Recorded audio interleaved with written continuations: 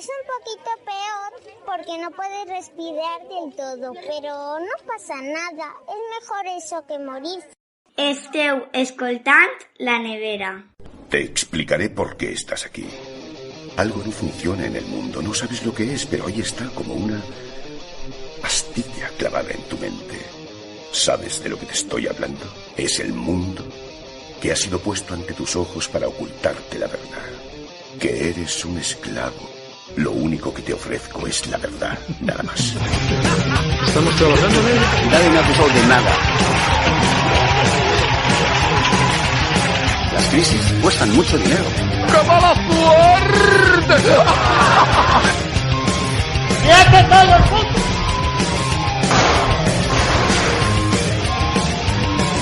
¿Y eso lo consideramos un saqueo? No, eso es el mercado, amigo.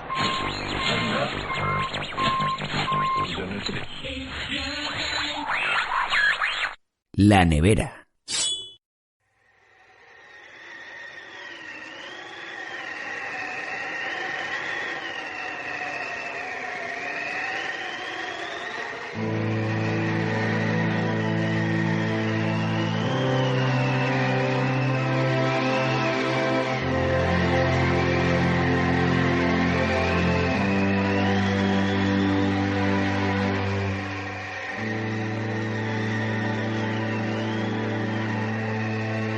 Como los compañeros de la libertad allende el mar, compraron su liberación barata con su sangre. Así haremos nosotros, muchachos. Vamos, a morir peleando o a vivir libres al fin. Y que caigan todos los reyes, salvo el rey Lud. Cuando nuestro lienzo esté tejido, cuando hayamos por fin trocado la lancedera por la espada, lanzaremos esa inmensa tela sobre el déspota caído a nuestros pies, y habremos de teñirla con su sangre. Negro es su corazón, negra su sangre, tan podridas están sus venas que no llevan más que fango. Y será, con todo, el rocío que hará revivir al regarlo el árbol de la libertad que plantó Luz.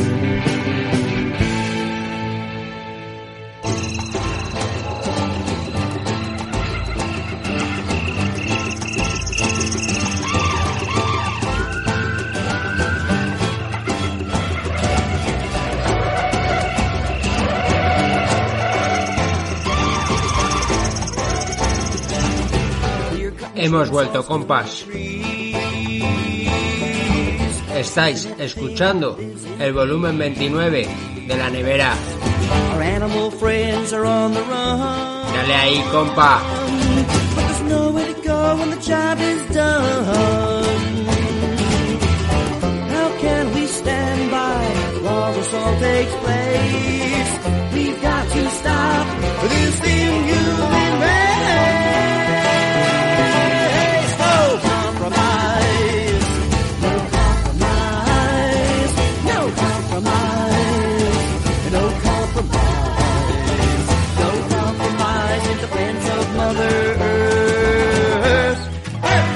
Este mes me he gastado todo mi dinero en clavos y cerveza.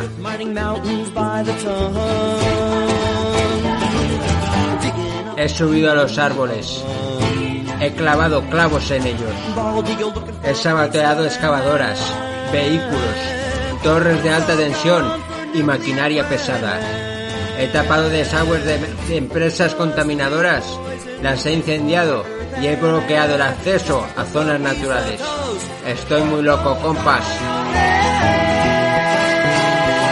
He presentado mis respetos a Ned Lud.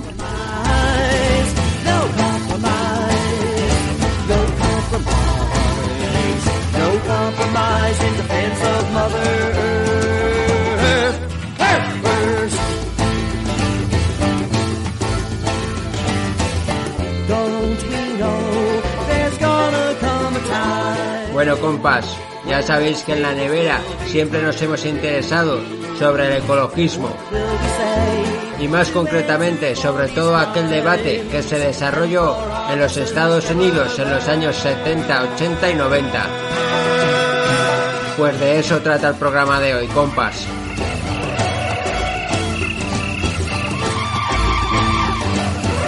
Hoy debatimos sobre el neoludismo.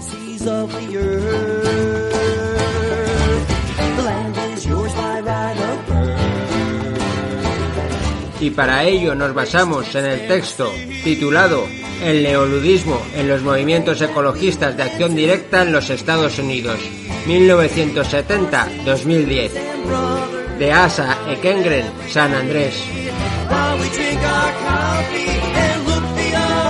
Y para hablarnos de todo ello, tenemos al otro lado del teléfono a Rubén Requena, editor de Ediciones Marginales y a quien ya conoceréis del volumen 8 de La Nevera.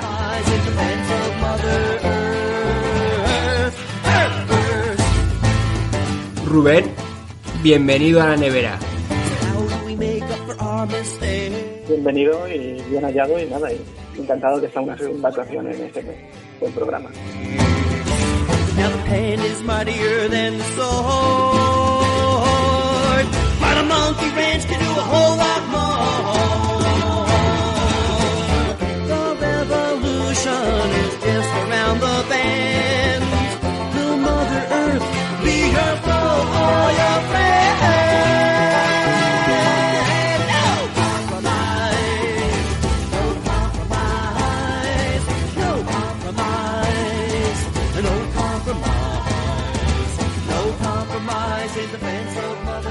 Bueno, te hemos llamado porque Ediciones Marginales, de la cual tú eres editor, habéis editado un nuevo escrito que se llama El neoludismo en los movimientos ecologistas de acción directa en los Estados Unidos. ¿Por qué os decidisteis a publicar este escrito? Pues fue un manuscrito que nos llegó de una manera así indirecta, cuando hace unos años, cuando existía el Centro Ocupado La Ingobernable, en Valencia, ¿no? Pues encontramos este texto y, bueno, pues lo leímos, nos pareció interesante y con el tiempo del confinamiento y la pandemia, pues decidimos editarlo y distribuirlo. Y, bueno, nos pareció muy interesante la propuesta porque, bueno, vamos a hablar un poco del origen del mismo, ¿no? Está escrito, nosotros creíamos que era un seudónimo, no el autor, pero realmente no es un seudónimo, es su nombre verdadero. Es Asa Ekengren San Andrés, que es un chico que nació en Florida y que en el 2009 se sacó una licenciatura allí en Florida de Historia y posteriormente, un año después, pues se viene a vivir a España, concretamente a Madrid, y hace un máster en Historia Contemporánea y publica como su trabajo de fin de máster este texto, ¿no? Este es su trabajo de fin de máster sobre los movimientos neoludistas en Estados Unidos. Por eso hay traducciones, toda la obra se basa en la bibliografía de Estados Unidos y hay pues anglicismos y palabras que vienen de ese idioma, ¿no? Y luego lo único que sabemos ya del autor es que vive en Madrid como traductor y tampoco sé más porque no lo conozco en persona. Que bueno, que sería también interesante a ver si podemos contactar con él y hablar directamente con él. Pero bueno, por el momento tenemos su trabajo de fin de máster que nos pareció muy interesante porque es una obra muy completa de un resumen de todos los movimientos actuales primitivistas, antidesarrollistas, bueno, en un formato universitario, ¿no? Un formato con una buena estructura y con buenos índices de autores y de notas a pie de página que nos pareció muy interesante. Sí, porque bueno, ya como bien has dicho, es la segunda vez que estás por estos gélidos ambientes neverísticos y estuviste en el volumen 8 hablando sobre otra publicación que habíais hecho vosotros, Ediciones Marginales, que fue la de Anarquía después del izquierdismo de Bob Black. Y ya estuvimos hablando sobre todos estos temas, ¿no? Y me acuerdo, bueno, estaba últimamente escuchando otra vez ese programa, ¿no? El volumen 8.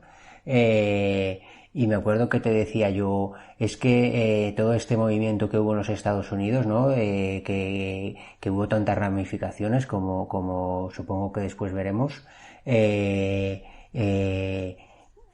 Yo siempre que había intentado buscar algo de información en castellano, me acuerdo que te dije que de Earth First y de todos estos movimientos había muy poca, ¿no? Y habéis editado esto, bueno, vosotros siempre habéis intentado publicar, además de otras muchas cosas, siempre esta línea del ecologismo radical en Estados Unidos siempre os ha interesado mucho, ¿no? Sí, realmente nosotros digamos que somos un grupo que podemos decirnos de primitivismo ilustrado, en el sentido de que sí que nos gustan las bases del primitivismo, pero desde la ilustración, ya, desde el método científico y evitando un poco el pensamiento mágico del New Age, que está muy inculcado dentro de los movimientos ecologistas actuales, ¿no? Más radicales. Entonces, a partir de ese conocimiento más ilustrado, pues si vas a Estados Unidos, ves que la mayoría de la gente que ha promocionado este ecologismo radical es gente que pues, de la universidad, que tiene conocimientos, que tiene una formación y que lo expresa de diferentes modos, ¿no? De manera de ver el mundo. Que tanto se dio, sobre todo a partir de los años 70, luego una segunda ola de los años 90, y en la actualidad también veremos unos cuantos escritores que ahora mismo están en la punta de la ola y en el tema primitivista y de anarquismo verde. Y bueno, sí, y como hemos visto, hay como todo suele pasar en España, llegar con 40 años de retraso, y aquí pues llegaron muchos conocimientos a partir de 2010 de cosas que llevan ya desde los años 90, ¿no? Pero bueno, ahora actualmente hay un poco de todo y bueno, que está llegando más información y así también se desarrollan textos y se está poco a poco haciendo cosas. Aunque ahora con el tema del COVID y eso pues ha habido un parón, pero bueno, yo creo que ese parón hará que resurjan a partir de estos acontecimientos históricos nuevas publicaciones y nuevos líneas de pensamiento. Sí, porque también estaba yo esta semana, mientras preparaba la entrevista, estaba pensando en que, bueno, mucha gente puede pensar que todos estos, que nos interesemos por todos estos movimientos y por todo este tipo de pensamiento, habrá gente que puede pensar, bueno, eso es una cosa del pasado, ¿no? Pero claro, es que todo eso sigue tan vigente hoy en día y como ya comentábamos en aquel programa y en otros programas que hemos hecho de la nevera, ese debate tan fructífero que hubo, ¿no? En los Estados Unidos en los años 70, 80, 90, entre primitivismo, entre ecología social, Dave Foreman de Earth First, Bookchin, todo eso, bueno, como ya comentábamos, como digo en el volumen 8, aquí solo habíamos visto la parte de Murray Bookchin, ¿no? Y en los últimos años hemos visto que se están publicando, traduciendo otro tipo de pensamiento más enfrentado al de Murray Bookchin, ¿no? Hemos visto que vosotros tradujisteis el libro de Bob Black, que es una respuesta a Bookchin, ¿no? También hace unos pocos años se editó el libro de Freddy Perman, los compañeros de Descontrol, y estamos viendo todo el enriquecimiento del debate, como dices tú, muchos años después, ¿no? Pero bueno, más vale tarde que nunca, ¿no? Sí, yo creo que desde, por un lado, Ediciones del Salmón, que sacó unas traducciones de David Watson, sí, que también las comenté que estuvo invitado en tu programa, y que estuvieron debatiendo, y también pues de Peter Geberlos también, desde Segadores sacó el año pasado un libro de traducción de Freddy Perlman, Leviatán, que se presentó en la muestra del libro anarquista del año pasado y sí, ha dado a pie a un nuevo debate. Pero creía yo que eran los de Descontrol, ¿no?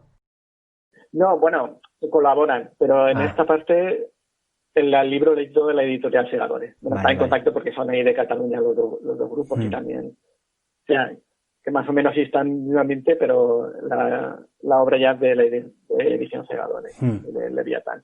Pero bueno, que también están surgiendo también en Chile, en grupos de anarquistas de Chile, de Argentina, también estas temáticas ya han hecho también traducciones de Fersan y de otras obras, ¿no?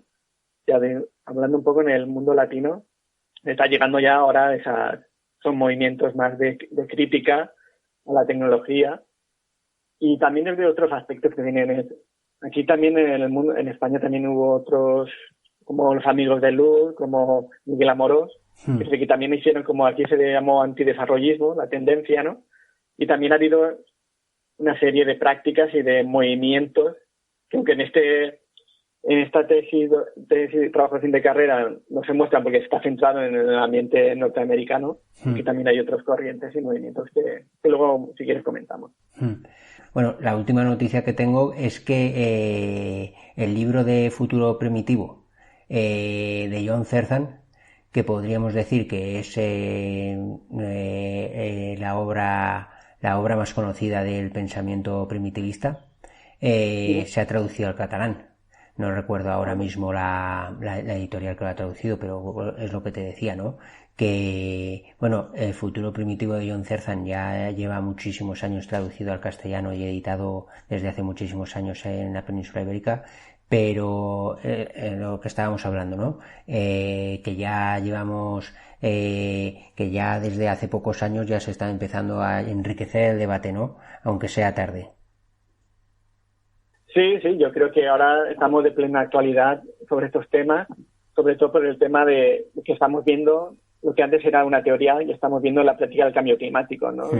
En nuestras pieles, y también estamos viendo como la crisis tanto de las tecnologías a últimos extremos, como podemos ver ahora con las tecnologías 5G y todo esto de las redes sociales, y todo esto ya está en cuestión, ¿no? Como autores como Byung-Chul Han y otros filósofos que cuestionan pues este mundo virtual en que nos movemos, nuestra realidad virtual, que yo creo que todas las redes sociales y todo esto es un nuevo sistema de droga, en que la gente soporte la realidad de vivir encerrados en las ciudades sin contacto humano, y esto es una especie de droga anestesiante que nos permite continuar un poco avanzando, ¿no? Aparte luego dentro de todo este control social orwelliano en el que vivimos, ¿no? Y que cada vez se verán, a partir del pico del petróleo que se está dando y de esta crisis económica que se veía venir y que el coronavirus ha hecho que vaya aún más rápido, veremos como todo esto habrá dos tendencias, el de un control más severo al estilo chino mediante las nuevas tecnologías, y por otro, pues un descontento social más creciente, ¿no? Y veremos cómo las tecnologías y todo eso a partir de van perdiendo un poco su poder, intentarán hacer más agresiva su implantación. Bueno, ahora que ya hemos roto el hielo de la nevera, vamos a ir ya con el tema que nos ocupa, con el escrito que habéis traducido, que no habéis traducido, con el escrito que hemos editado. Con el escrito que habéis editado, el neoludismo en los movimientos ecologistas de acción directa en los Estados Unidos, de Asa Ekengren. Y nada, empieza el escrito con los conceptos, ¿no? Porque seguramente alguien que nos está escuchando no puede tener muy claro de lo que estamos hablando. Explícanos un poco qué es el ludismo, qué es el neoludismo, y qué principales características encontramos en estos dos conceptos y diferencias. Bueno, sí, digamos que el ludismo, los luditas, pues es un movimiento del inicio de la revolución industrial, del precapitalismo mercantil, en el que en ese momento el proletariado, que ya empieza a darse cuenta de su explotación y de cómo es manipulado en las fábricas, hay dos corrientes de pensamiento diferentes.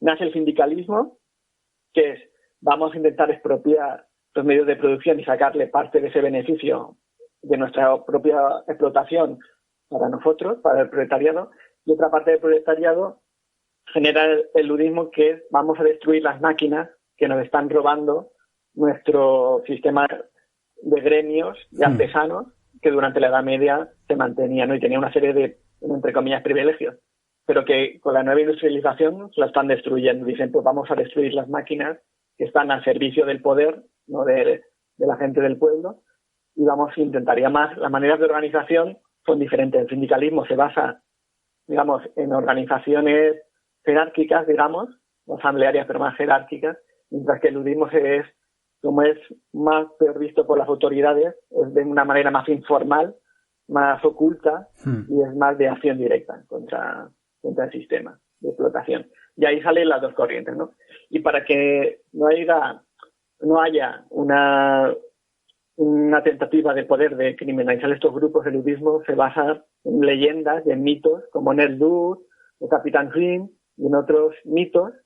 Y dice, nosotros actuamos bajo el emblema del Lud. O sea, no damos nuestro nombre, pero sí nos enmarcamos dentro de una corriente que no tiene un líder así que se puede atacar, pero que estamos dentro. Es un poco contemporáneo de lo que hace ahora la la Federación, el Ejército de Liberación Animal, que dentro de unas reglas y unas normas comunes de 5 puntos que puedes incluir dentro de ese grupo, se hacen acciones dentro de esas normas, ¿no?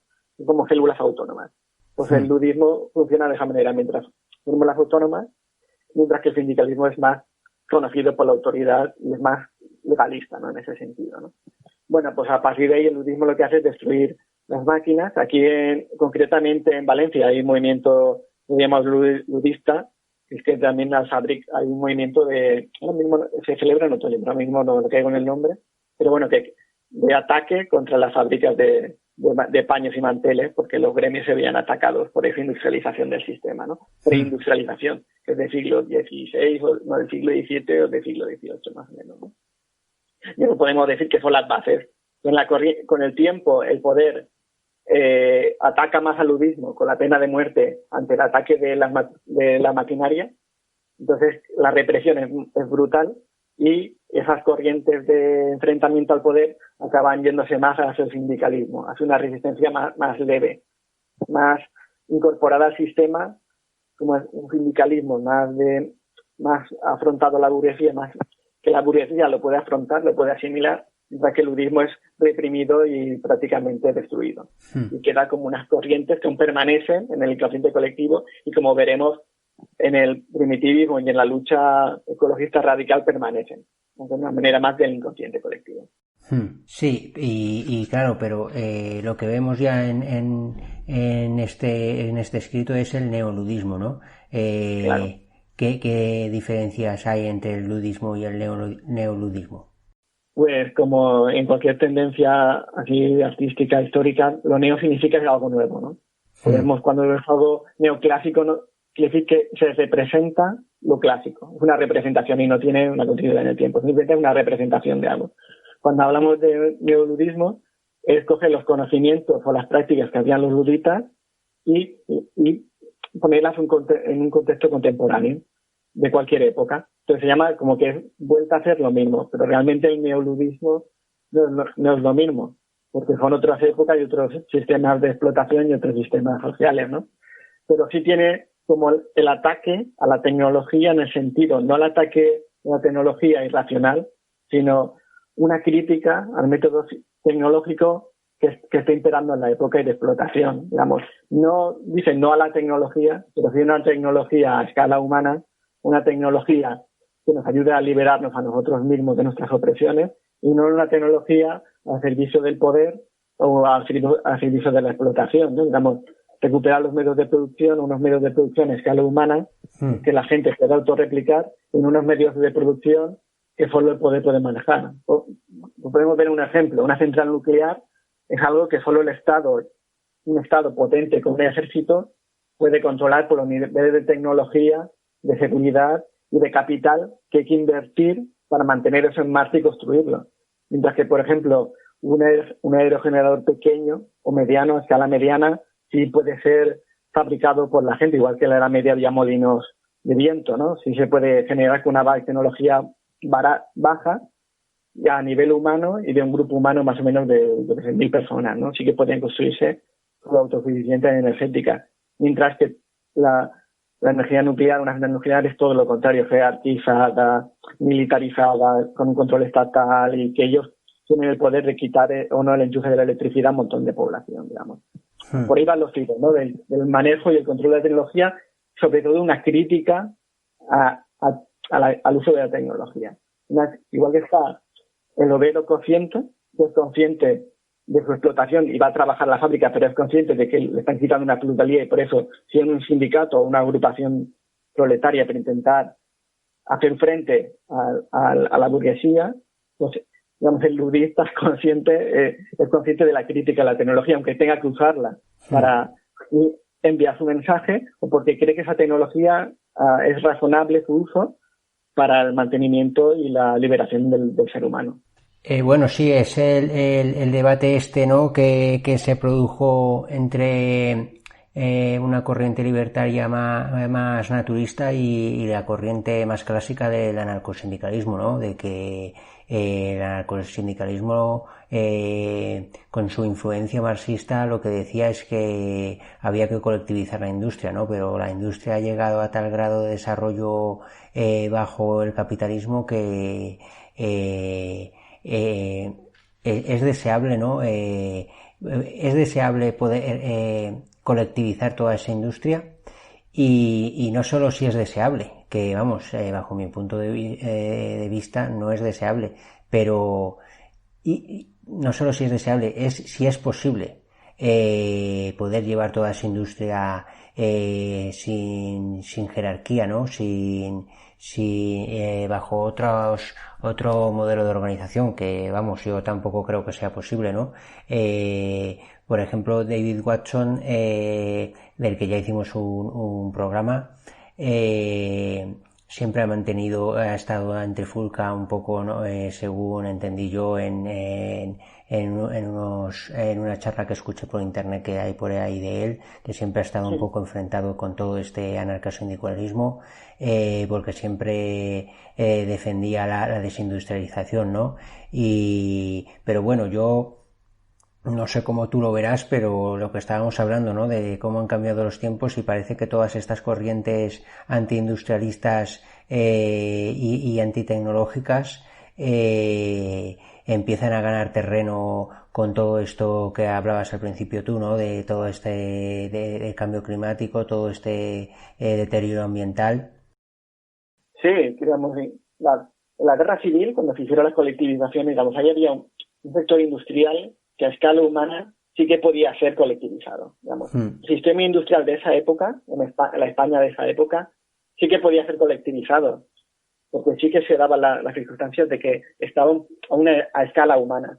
Pero la industria que se generó después de la Segunda Guerra Mundial, con la implantación de la energía nuclear, de las tecnologías, de los medios de comunicación como la televisión y otros factores, ya implica que hay que invertir un gran capital al inicio y luego ese capital, nuevamente las agrupaciones obreras no lo disponen ya para poder invertir. Y luego si lo intentan, es boicoteado, ¿no? Por ejemplo, UGT y tal, comisiones obreras en los años 70, intentan hacer como cooperativas de vivienda, pero son boicoteadas de manera de infiltraciones y tal, y es imposible. Entonces, todo eso de la construcción de viviendas queda en manos del capital, de los grandes capitales que tienen la posición de invertir ese dinero y conseguirlo.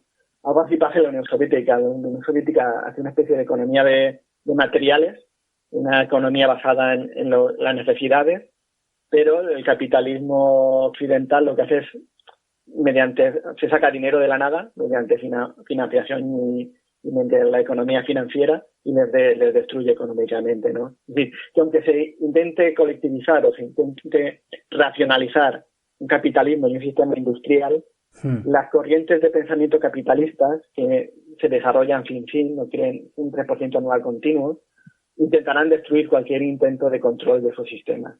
Incluso eso, ahora mismo estamos también traduciendo unos textos de Kaczynski, que explica un poco cómo a lo largo de la historia es un ente, aparte el ente industrial y económico global, y pone un ejemplo, en los primeros años de la España franquista, Franco se perfila como que quiere ser una autarquía, vivir independientemente del resto del mundo y fabricar nuestras propias materias primas y fabricar nuestras propias industrias, ¿no?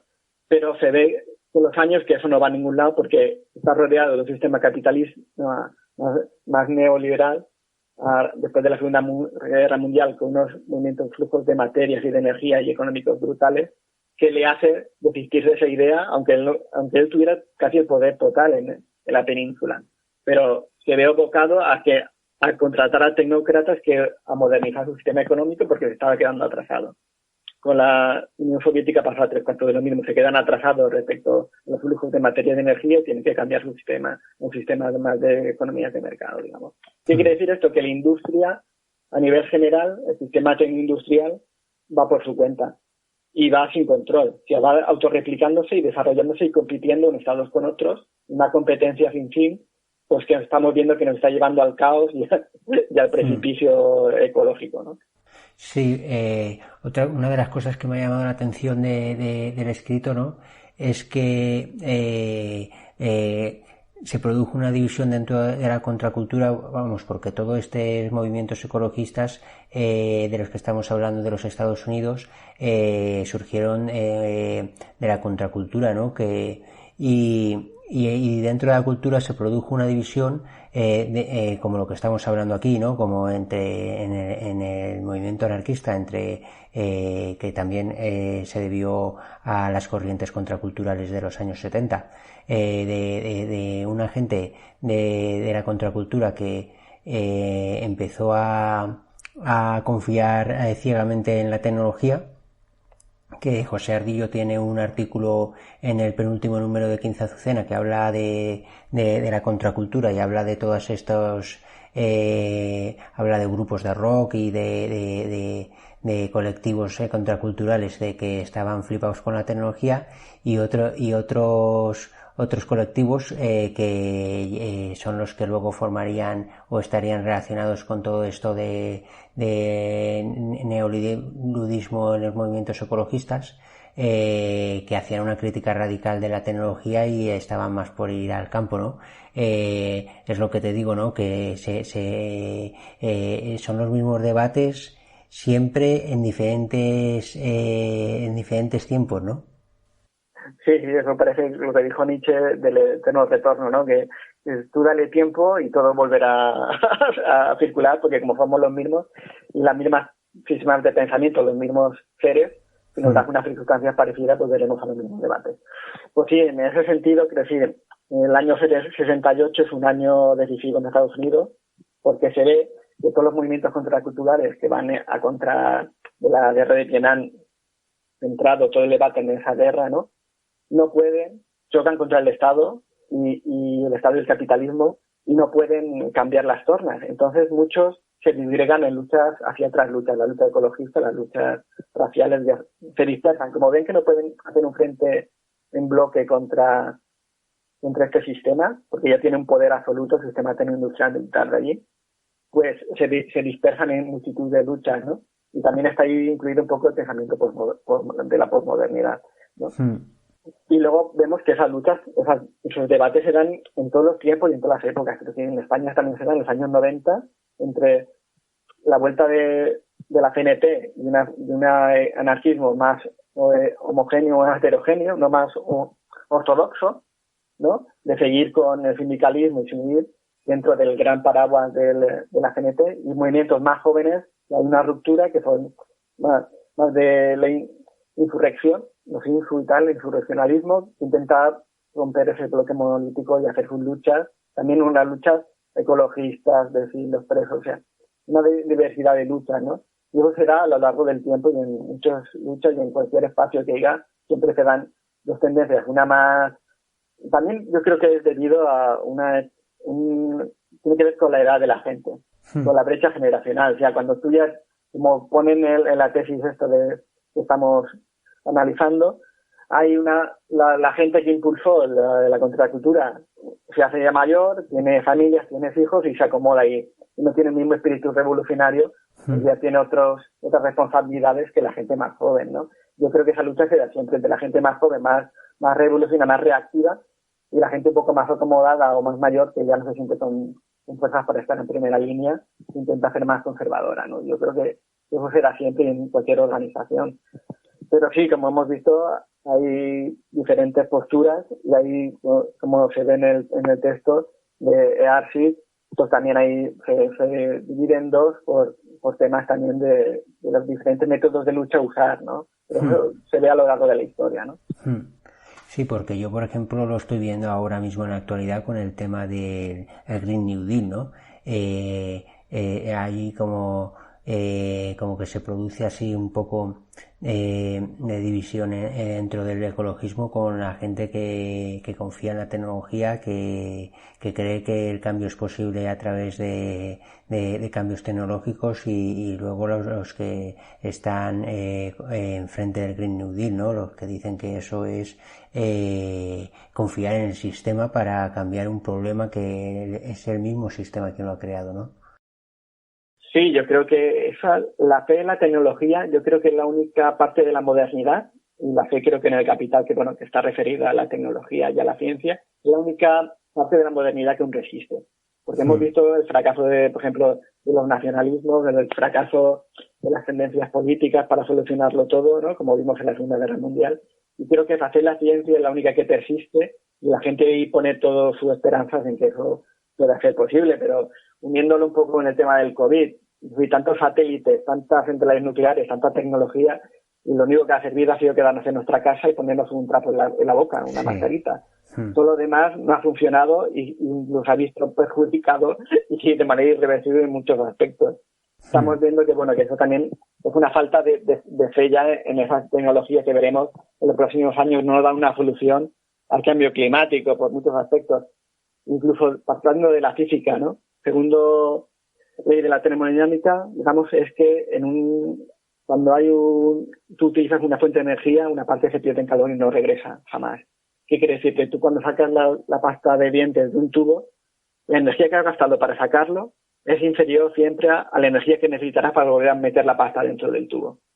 ¿Eso qué quiere decir? Que cuando utilizamos combustibles fósiles como el carbón, la energía que hemos usado ya no se puede utilizar para volver a transformar ese CO2 que está en la atmósfera en carbón, porque una parte se ha perdido en calor, ¿no? O sea, en entropía, ¿no? Que se llama entropía, ¿no? Entonces es imposible utilizar el combustibles fósiles o la energía del petróleo de ahora, que está basada en la tecnología industrial, en conseguir retener el CO2 de la atmósfera y volver a una atmósfera como la que había antes de la revolución industrial. Eso es imposible, simplemente por las leyes de la física. Entonces, claro, ante esta perspectiva vemos que no hay una solución ni una salida al crecimiento infinito ni al New Deal que intenta con este sistema energético, con este sistema de explotación, revertir los errores que ha convertido en el mínimo. Es decir, una placa solar generará una energía igual a la que ha sido para su fabricación, pero tú para aplicar esa placa fotovoltaica necesitas todo un complejo tecnológico industrial pasando por universidades donde los ingenieros estudien, donde esos ingenieros vayan a una fábrica con un montón de tecnología y de materias raras que vienen de China o de África para construir esa placa solar, que en todo ese proceso general, para tú construir esa placa fotovoltaica, ha generado 5 toneladas más de CO2 de lo que vas a retener, ¿no?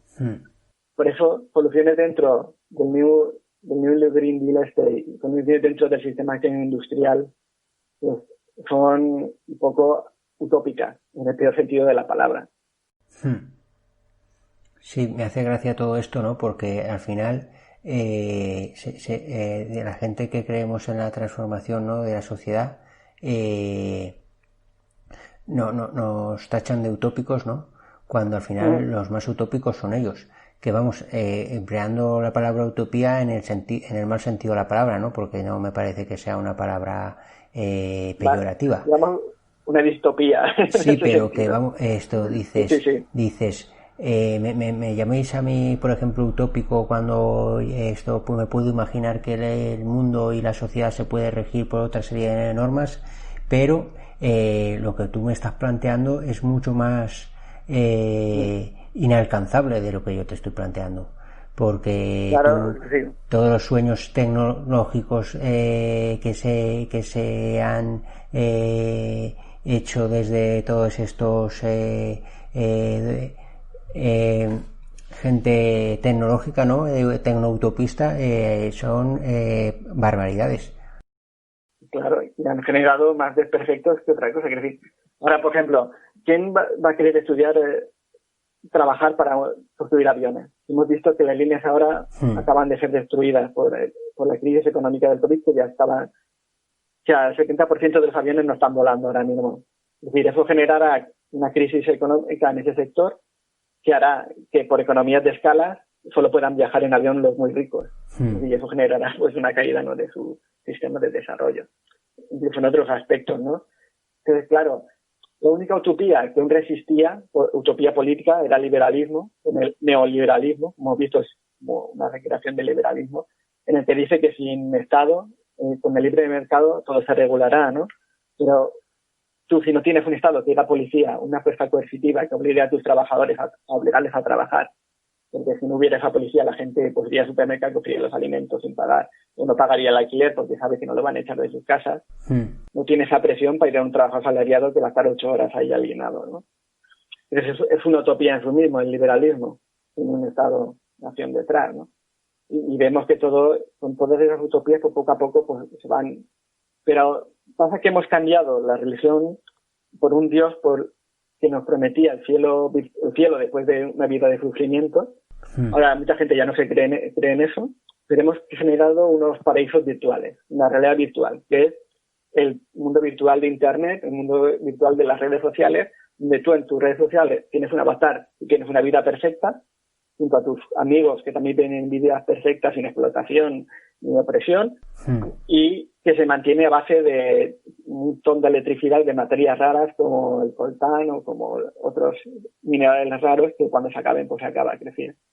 Todo Internet, lo que es Google, se basa en discos duros con imanes que hacen funcionar el disco duro, imanes de un imán que es una tierra rara.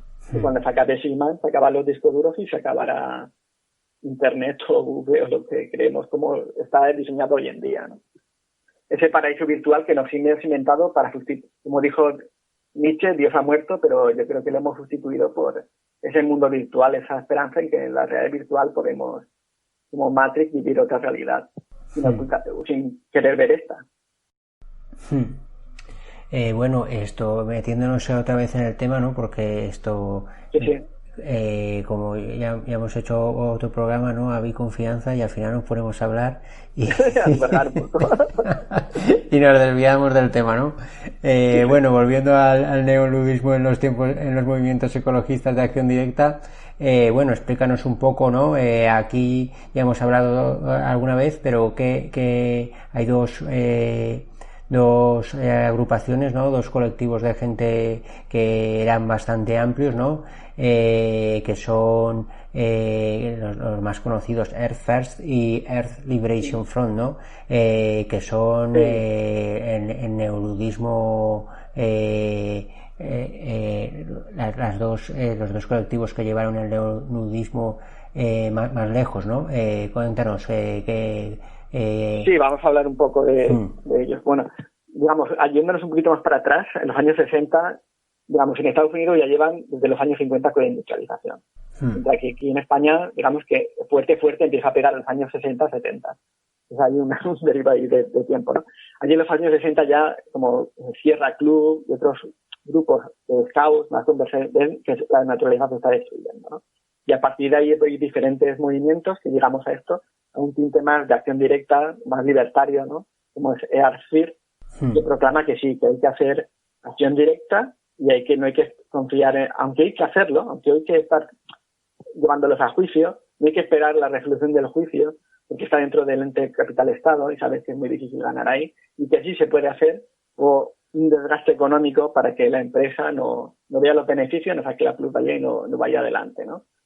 Pero vemos por eso que se empieza a ver la acción directa. Una acción directa que tiene unos puntos una línea roja, que es no hacer daños a seres vivos, incluyendo las personas, ¿no? Entonces se empiezan a hacer como acciones como poner clavos dentro de los árboles, clavos de metal, metidos dentro, y cuando va la compañía a cerrar el árbol, pues se rompe la máquina, o cuando se lo llevan a la fábrica, a la serrería, pues poner otros clavos en otras partes del árbol y se rompe la máquina. Lo que pasó es que durante una acción de estas se llevó un árbol a la serrería, se rompe una máquina y un obrero es herido en la cara, ¿no? Entonces, claro, y ahí se rompe un poco, se traspasa la línea roja. Y mientras que una parte dice que no quiere saberse nada más de poner clavos y tal, y de acción directa, otro grupo dice que, bueno, ellos están en contra, que hace un accidente, pero que ellos van a seguir con esa acción directa porque es la única manera de evitar la destrucción de los bosques y de otra. Entonces, hay una parte se vuelve más legalista, más socialdemócrata, y otra parte se vuelve más libertaria y más de acción directa y continúan caminos separados. Mientras que la otra, como hemos visto, la diferencia anteriormente entre sindicalismo y ludismo, así se vuelve un poquito más sindicalista, buscar unas agrupaciones, buscar gente, buscar socios, buscar gente que pague su cuota y hacer para poder comprar abogados y poder llevar a juicio diferentes temas, como aquí sería el caso de Ecologistas en Acción, por ejemplo, de ONG, ¿no? Y la gente más radical, pues se junta, como se suele decir, pues ellos se juntan y crean el Ejército de Liberación de la Tierra e intentan hacer pues más acciones directas. Y como son acciones fuera de ley, pues tienen que ser grupos un poco, pues que no son más fuera del foco de las relaciones públicas y de otra cosa. Aunque su objetivo en toda acción es que la gente vea la destrucción, lo que está pasando, y tome conciencia de lo que se está destruyendo, pero continuar con la acción. O sea, no dejar solo que poner un problema para que la gente reaccione y vote un político o vote a otro, sino ellos están fuera de eso, sino ellos hacen la acción y ya está, ¿no? Y a medida que avanza, pues va habiendo más acciones durante todos los años 90, hasta que luego, a partir del 2001, con las leyes a partir del 11S, son ya catalogados como grupo terrorista y son penas de cárcel, de cadena perpetua y de muchas cosas, que es una represión más brutal ante el ataque a la propiedad privada, igual que pasó con el budismo, pues se ven desbocados casi a la desorganización y a la desaparición. Ese término de esa generación. Bueno, tienen bastante que ver, Earth First tiene bastante que ver con Murray Bookchin, ¿no? Porque Dave Foreman, que es uno de los máximos representantes de Earth First y luego de Earth Liberation Front, estuvieron muy enfrentados, ¿no?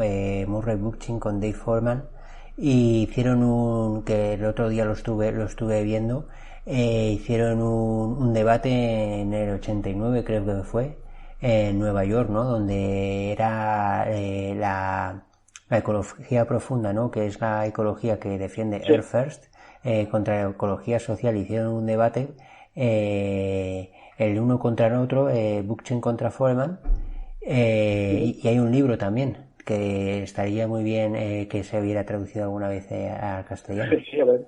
Lo dejo ahí, ¿sabes? Dejo ahí sí. por si... Pues si buscamos para intentar hacerlo, sí, eso. Yo ahora estoy viendo varias obras de Estados Unidos que estoy intentando a ver si se traducen o sacamos fragmentos de esos debates, porque está bien que se comentan.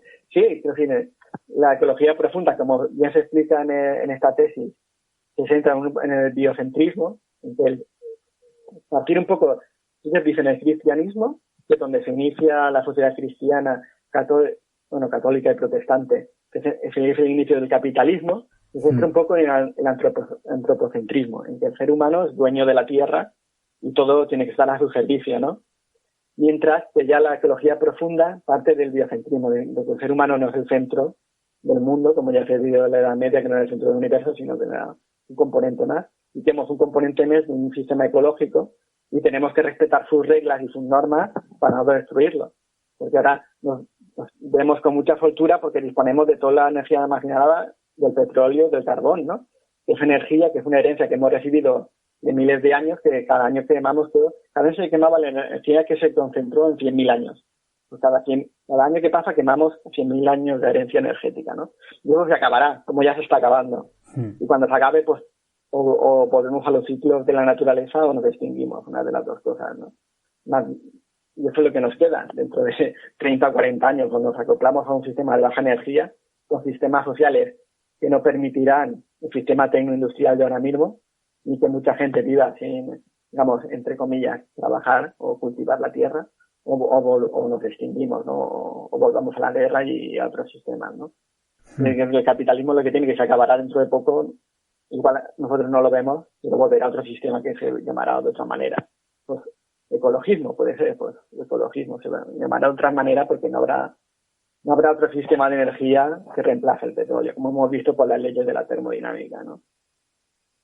Y bueno, continuamos, porque si no empezamos a divagar y nos vamos. Una de las cosas que me ha llamado también la atención de Earth First es que Dave Foreman se marchó de Earth First porque, según él, estaba llenándose de marxistas y de anarquistas, ¿no? Cosa que me ha resultado bastante chocante, ¿no? Porque parecía ser que los fundadores de Earth First no querían, como se querían mantener al margen de toda esa corriente que existía en Estados Unidos por los derechos civiles, y no querían saber gran cosa de las demás luchas que habían, ¿no? Porque al final la gente no solo tú no eres ecologista, ya está, tú eres ecologista y un montón de cosas, ¿no? Y me ha llamado mucho la atención, ¿no? Pero luego recordaba lo que dijo Dave Foreman de Etiopía, ¿no? Que no había que enviar ayuda cuando hubo un huracán o un desastre natural, y eran un poco como que basaban gran parte de su pensamiento en que era el ser humano lo que sobraba, y tampoco hacían grandes críticas al capitalismo o al sistema industrial, ¿no? Como que estos ponían mayor atención en la población humana que en la política, ¿no? Que se hacía, ¿no? Sí, digamos que eso hay varias corrientes de sistemas de pensamiento, es decir, también de las bases ideológicas y filosóficas de las que parten, ¿no? Ya, como ya dije en la otra entrevista que tuvimos, el pensamiento de Estados Unidos es muy diferente al europeo, aunque nos parezca porque vemos su tele continuamente y sus programas y sus películas parecidos a nosotros, su sistema de pensamiento es diferente. Y ellos se parten del protestantismo, es decir, allí la religión es bastante importante. Es decir, un ejemplo, allí el ateísmo no se entiende, pero allí los ateos lo que han hecho es montar un sistema que se llama la religión satánica, que si ve sus puntos es ateísmo, porque ellos no dirían que existe Dios ni criaturas celestiales, pero han tenido que decir que son satanistas para que la gente lo entienda, porque el ateísmo no lo entiende. Y a partir de ahí vemos que son culturas como la europea bastante diferentes. Entonces, cuando ellos hablan marxismo y anarquismo, no es el mismo anarquismo ni marxismo que nosotros hemos vivido aquí, en la práctica, ¿no? Entonces, son de otras posiciones culturales. Allí no hay partidos de izquierdas. Allí está el demócrata, que es derecha, y el republicano, que es de extrema derecha. Y entonces el anarquismo y el pensamiento de izquierda está en la cultura.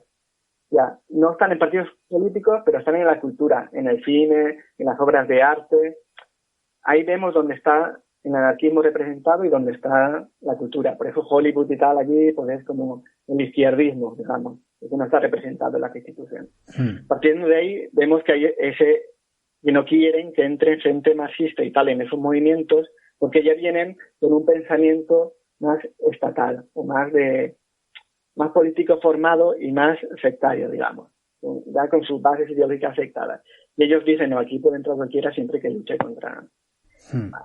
Para poner un ejemplo, aquí en España sería Félix Rodríguez de la Fuente, que es un movimiento ecologista, pero él no quiere ser de ningún partido político. Entonces le meten caña por todos lados porque le atacan, ¿no? Y él, digamos, podría ser un liberal, digamos. Un pensamiento liberal, pero también es ecologista y critica el capitalismo y critica muchas cosas. Y su movimiento es muy... no le gusta a nadie, ni la política más anarquista, más libertaria, y tampoco le gusta el poder institucional porque va por libre, digamos. Digamos, el pensamiento ecologista de Arfir, podríamos decir un símil que es Félix Rodríguez de la Fuente. Digamos, un símil de sus bases ideológicas. También lo que me ha sorprendido del escrito es que para mí no deja claramente, claro, es que es un tema muy complejo, ¿no? Y no deja claramente claro las posturas que existen dentro del anarquismo, ¿no? Porque llama anarquismo verde a toda la corriente libertaria, ¿no? Y claro, dentro de la corriente libertaria más ecologista podemos ver diferentes corrientes, y él lo llama todo anarquismo verde, y deja como anarquismo verde como máximo representante a John Zerzan. Y claro, John Zerzan será el máximo representante del primitivismo, o no lo sé, pero claro, no habla de Murray Bookchin y de otra gente que podía hablar, porque ahí hay otro debate dentro del anarquismo. Claro, creo que en esta tesis el autor tampoco, tiene unos límites de contenido, y puede hablar de Kaczynski y de otros movimientos, ¿no? Que Kaczynski y esto ya representan, pues, que hemos dicho que Arfers es no dañar a personas, lo que hace Kaczynski es dañar solo a personas, digamos, envía cartas bombas, ¿no? Que esto es la vía contraria, aunque tengan puntos de encuentro, él va una línea más allá y tiene más seguidores o menos seguidores, depende. Y también dentro de allí, pues, dentro de esos movimientos ecologistas, pues hay maltusianismo, como hemos visto, ¿no? Que prevalece un poco la perversión de que el hombre sobra y de estas corrientes, ¿no? y también otras corrientes dentro de... Y ahora actualmente pues más corrientes New Age y corrientes de pensamiento mágico y corrientes de todo tipo. Todo visto desde que los años 80, 90 llega la posmodernidad y lo arrasa todo.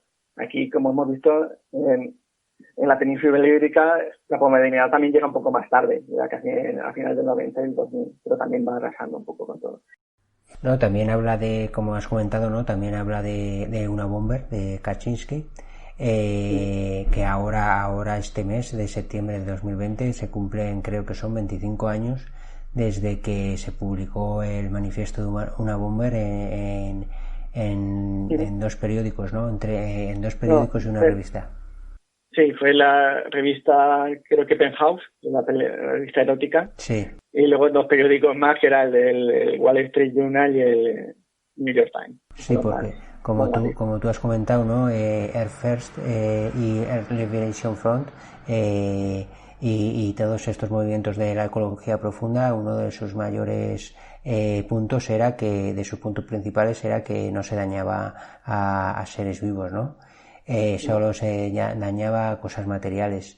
Pero bueno, llegó Ted Kaczynski, que podemos decir que tiene un pensamiento similar, aunque también habían ahí divergencias de pensamiento entre el anarquismo más ecologista, la ecología profunda y el pensamiento de Ted Kaczynski, y llegó, lo que dices tú, ¿no? Llegó directamente haciendo daño a seres vivos, ¿no?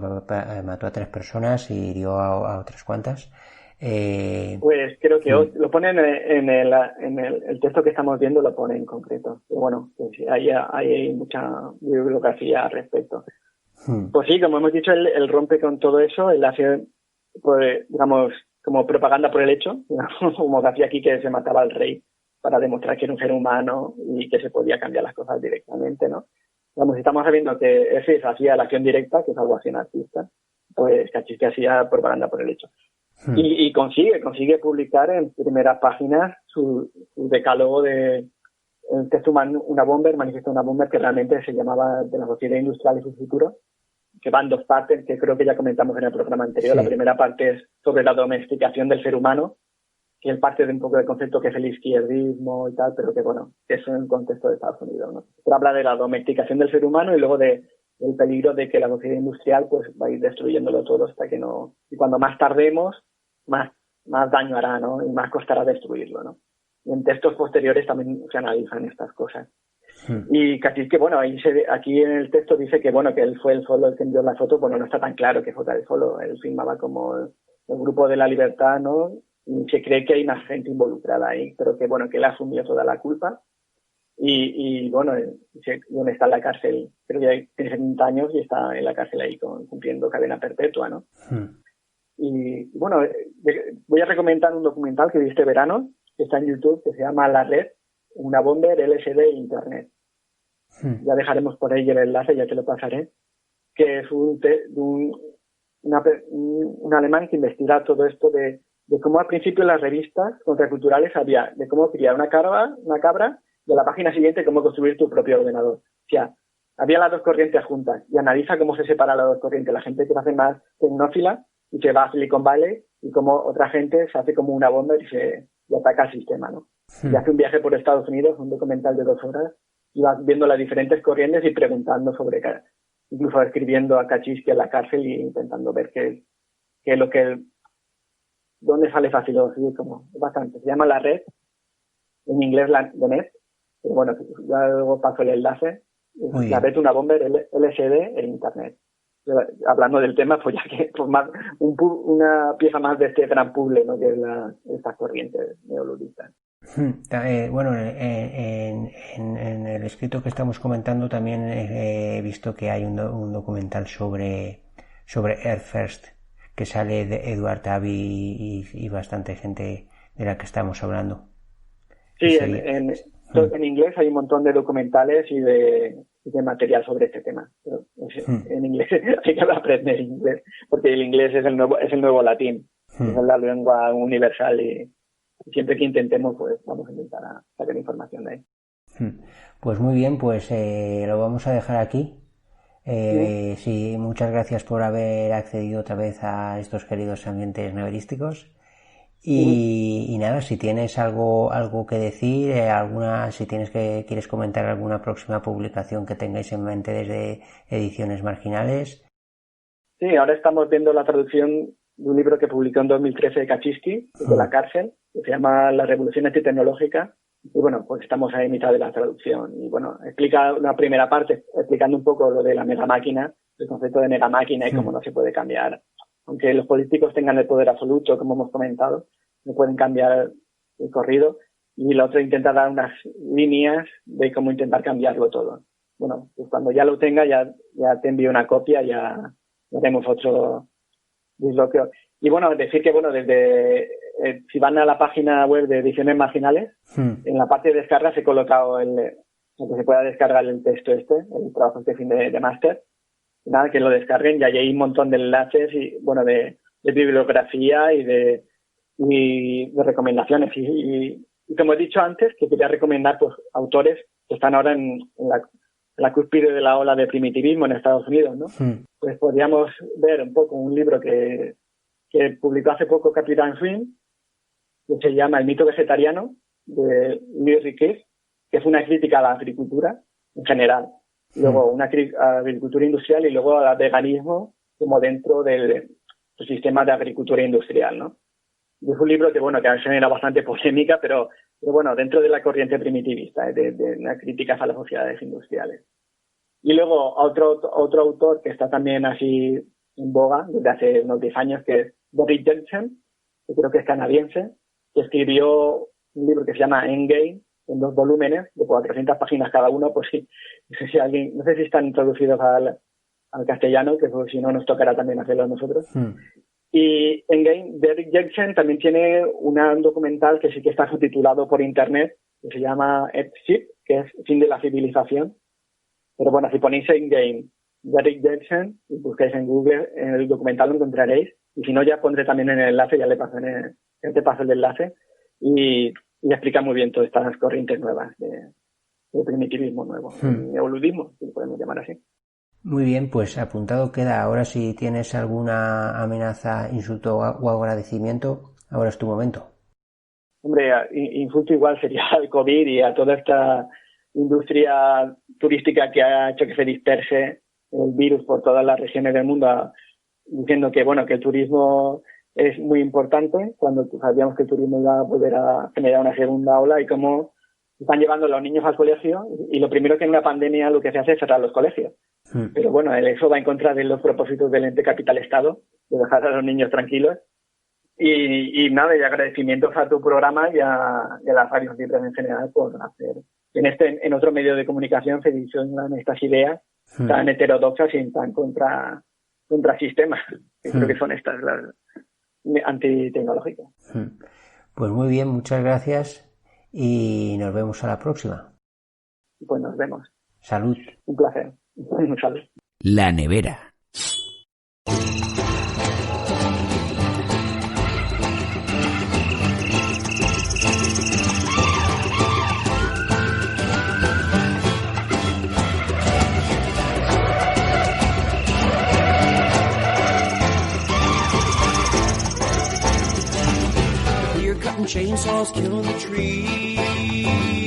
Bueno, compas, hasta aquí ha llegado el volumen 29 de La Nevera.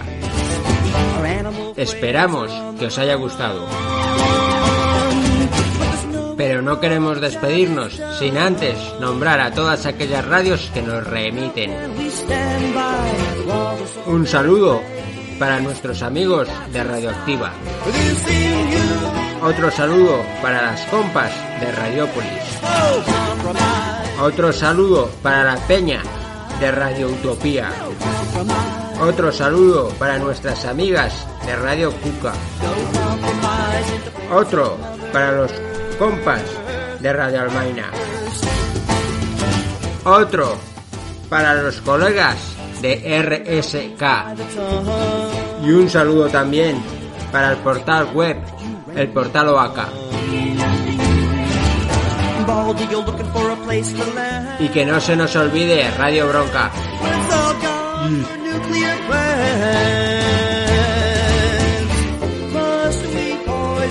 Y otro saludo para Radio Spirit Trompa, que se une a la familia neverística. Muchísimas gracias, compas. Pues nada, compas, nos escuchamos al mes que viene.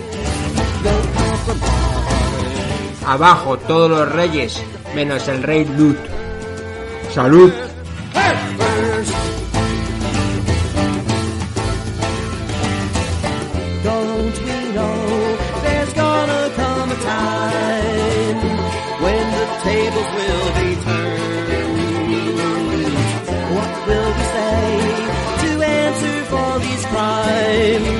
And for our lessons never learned.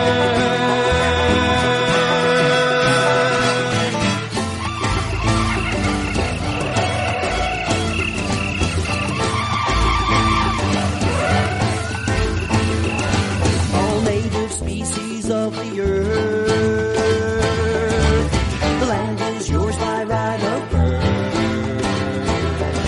but the corporations can't stand to see that we were meant to be. Our sisters and brothers are dying every day while we drink our coffee and look the other way.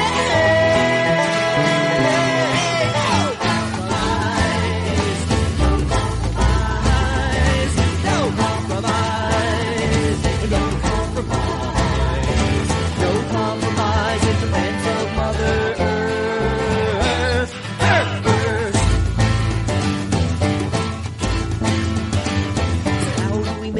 Our mistakes.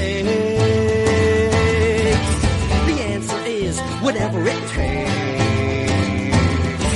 Now the pen is mightier than the sword, but a monkey wrench can do a whole lot more. The revolution is just around the bend.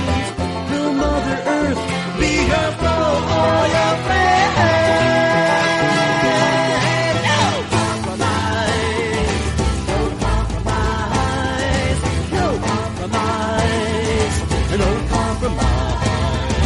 No compromise in defense of Mother Earth.